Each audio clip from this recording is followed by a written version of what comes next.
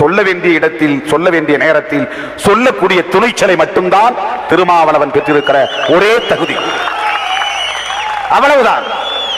இப்படிப்பட்ட இந்த நிலையிலே விடுதலை சிறுத்தைகள் கட்சியை தடை செய் என்று இங்கே சில பேர் கூக்குரல் போடுகிறார்கள். சில பேர் திருமாவளவன் எம்பி ஆக வேண்டாமா, திருமாவளவன் நாடாளுமன்றத்திற்கு போக வேண்டாமா, அவருக்கு ஆசையே இல்லையா, ஏன் இப்படிப்பட்ட பிரச்சனைகளை எல்லாம் கையில் எடுக்கிறார் என்று கூட அறிவுறுத்துவது போல் அச்சுறுத்துகிறார்கள். பதவி ஆசை பிடித்தவனாயிருந்தால் திருமாவளவன் பின்வாங்குவான், அச்சப்படுவான். இருந்த பதவியையும் 2.5 ஆண்டுகள் மிச்சம் இருந்த பதவியையும் உதறி எறிந்து விட்டு வந்தவன் திருமாவளவன்.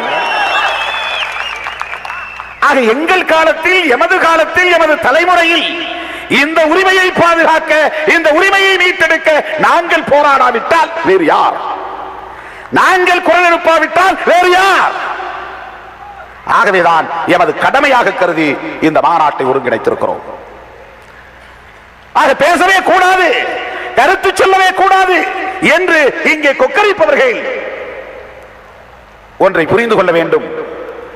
யாருடைய வாக்குகளை நீங்கள் பெற்று ஆட்சி அதிகாரத்தில் அமர்ந்தீர்களோ, யாருடைய வாக்குகளை பெற்று நீங்கள் சட்டமன்ற பேரவையில் முழங்கிக் கொண்டிருக்கிறீர்களோ, அந்த மக்களுக்கு நீங்கள் இழைக்கிற துரோகத்திற்கு முற்றுப்புள்ளி வைக்கிற காலம் நெருங்கிவிட்டது.